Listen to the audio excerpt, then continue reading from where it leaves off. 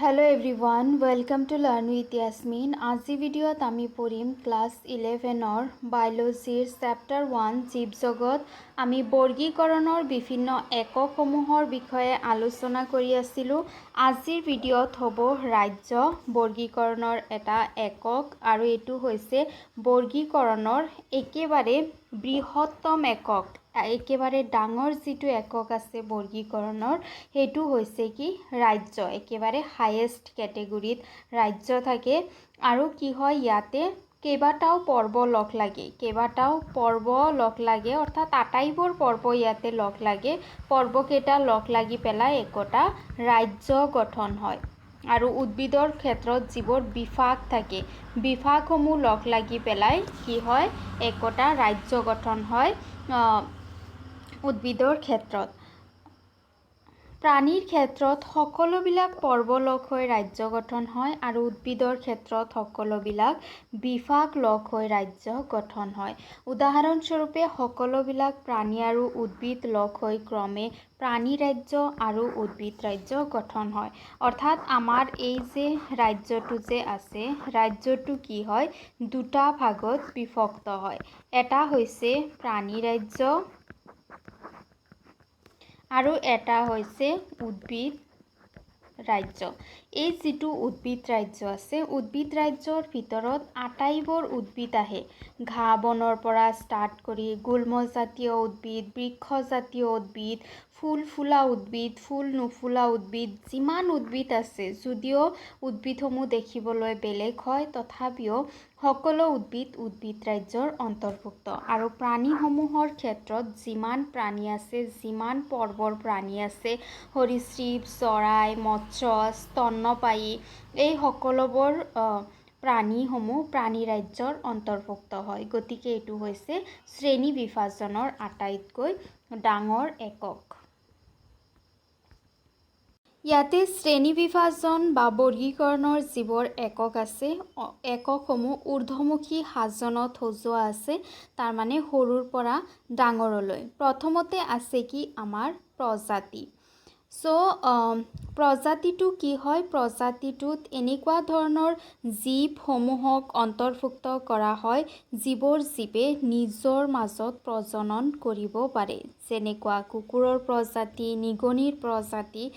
নিজৰ মাজত যিবোৰে প্ৰজনন কৰি বংশ বিস্তাৰ কৰিব পাৰে সেইবোৰক এটা প্ৰজাতিৰ অন্তৰ্ভুক্ত কৰা হয়। আৰু কেইবাটাও প্ৰজাতি একে গুণসম্পন্ন বা মিল থকা কেইবাটাও প্ৰজাতি যেতিয়া লগ লাগে তেতিয়া তাৰ পৰা এটা গণ সৃষ্টি হয়। আকৌ একে চৰিত্ৰ থকা বা মিল থকা কেইবাটাও গণ লগ লাগি একোটা গোত্ৰ সৃষ্টি হয়। এতিয়া যিবোৰ গোত্ৰসমূহত যিবোৰ জীৱ থাকে সেইবোৰ যদি একে গণৰ অন্তৰ্ভুক্ত হয় তেতিয়াহ'লে সিহঁতৰ মাজত মিল বেছিকৈ দেখিবলৈ পোৱা যাব ইন কম্পেৰিজন টু সিহঁত যদি বেলেগ গণৰ অন্তৰ্ভুক্ত হয়। আকৌ কি হয় যিবোৰ গোত্ৰ আছে গোত্ৰসমূহ কেইবাটাও গোত্ৰ লগ লাগি পেলাই বৰ্গ গঠন হয় আৰু কেইবাটাও বৰ্গৰ বৈশিষ্ট্য যদি বৰ্গত থকা যিবোৰ জীৱ আছে সেই জীৱসমূহৰ যদি বৈশিষ্ট্যসমূহ যদি মিল খায় বৈশিষ্ট্যৰ যদি মিল থাকে তেতিয়াহ'লে সিহঁতক একোটা শ্ৰেণীত বিভক্ত কৰা হয়। তাৰপিছত আকৌ শ্ৰেণীসমূহ কেইবাটাও শ্ৰেণী লগ লাগি পেলাই একোটা পৰ্ব গঠন হয়। প্ৰাণীৰ ক্ষেত্ৰত ইয়াক পৰ্ব বুলি কোৱা হয় আৰু উদ্ভিদৰ ক্ষেত্ৰত ইয়াক বিভাগ বুলি কোৱা হয়। আৰু এই আটাইবোৰ পৰ্ব লগ লাগি এটা ৰাজ্য গঠন হয় আৰু উদ্ভিদৰ ক্ষেত্ৰত আটাইবোৰ বৰ্গ লগ লাগি এটা ৰাজ্য গঠন হয়।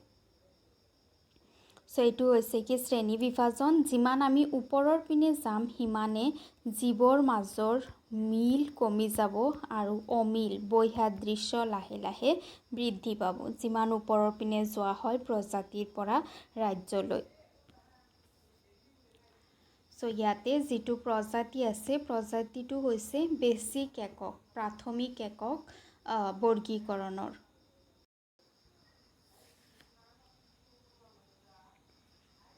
প্ৰজাতিৰ পৰা ৰাজ্যলৈ বৰ্গীকৰণৰ এককবিলাকৰ ঊৰ্ধ্বমুখী সাজন আমি চিত্ৰত দেখিবলৈ পাইছোঁ।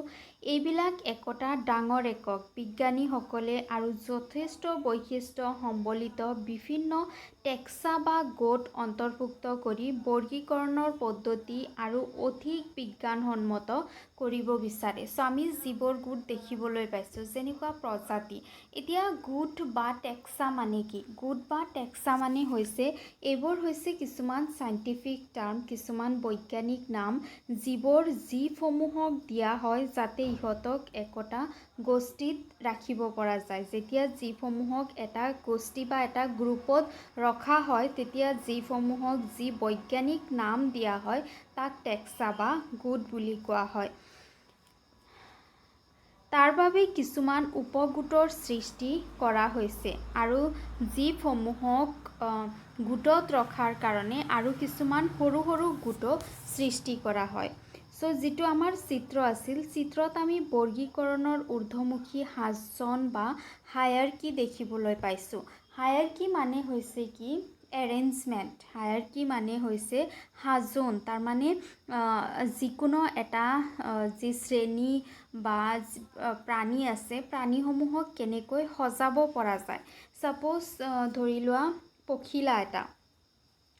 পখিলাটো কি হয়? ইয়াতে আছে এটা পখিলা। এই যিটো পখিলা আছে, পখিলাটো পতংগৰ অন্তৰ্ভুক্ত হয়। পখিলাটো এটা পতংগ হয়, হয়নে? আৰু এই যিবোৰ পতংগ আছে, পতংগবোৰ সন্ধিপদ্যী পৰ্বৰ অন্তৰ্ভুক্ত। যদি পতংগ এটা শ্ৰেণী হয় তেতিয়াহ'লে ই সন্ধিপদ্যী পৰ্বৰ অন্তৰ্ভুক্ত হয় আৰু সন্ধিপদ্যী পৰ্বসমূহ অন্তৰ্ভুক্ত হয় কিহৰ? প্ৰাণী ৰাজ্যৰ। চ' এনেকৈ যে যিসমূহক এৰেঞ্জ কৰা হয় ইয়াকে হায়াৰকি বুলি কোৱা হয়।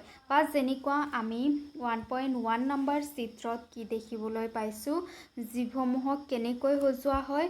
প্ৰথমতে থাকে প্ৰজাতি, আটাইতকৈ সৰু যিটো একক প্ৰজাতি। প্ৰজাতিৰ ওপৰত থাকে কি? গণ। গণৰ ওপৰত থাকে গোত্ৰ। গোত্ৰৰ ওপৰত থাকে বৰ্গ। বৰ্গৰ ওপৰত থাকে শ্ৰেণী আৰু শ্ৰেণীৰ ওপৰত থাকে পৰ্ব। পৰ্বৰ ওপৰত থাকে ৰাজ্য। এনেকৈ যে যিসমূহক সজোৱা হয় তাক কি বুলি কোৱা হয়? হায়াৰকি বা সাজন বুলি কোৱা হয়। চ' হায়াৰকি মানে কি বুজি পালা? এইটো হৈছে এক প্ৰকাৰৰ এৰেঞ্জমেণ্ট আৰু টেক্সা হৈছে scientific term for categories into which organism are grouped. So' যিটো গ্ৰুপত অৰ্গেনিজিমসমূহক যিসমূহক ৰখা হয় সেইটোৰ এটা চাইণ্টিফিক নাম হৈছে টেক্সা বা গোট। চ' আমাৰ বৰ্গীকৰণৰ যিটো একেবাৰে নিম্ন স্তৰৰ একক আছে সেইটো হৈছে কি? প্ৰজাতি। চ' আমি প্ৰজাতিৰ পৰা যিমানে ওপৰৰ পিনে যাম, যিমানে ৰাজ্যৰ পিনে যাম, সিমানে কি হ'ব? যিসমূহৰ মাজত মিল কমি আহিব। চ' মিলৰ ওপৰত ভিত্তি কৰি প্ৰথমৰ পৰা ইয়াত শ্ৰেণী বিভাজন ষ্টাৰ্ট কৰা হয়। চ' যিমান আমি হায়াৰকিৰ ওপৰৰ পিনে যাওঁ সিমান আমাৰ যিসমূহৰ মাজত মিল আছে সেয়া ক্ৰমান্বয়ে কমি আহে।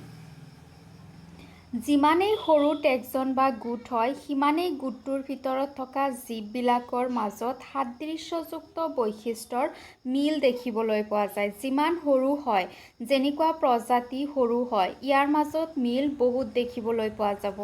কিন্তু পৰ্ব ডাঙৰ হয়, ইয়াৰ মাজত যিবোৰ মিল আছে মিল কম দেখিবলৈ পোৱা যাব।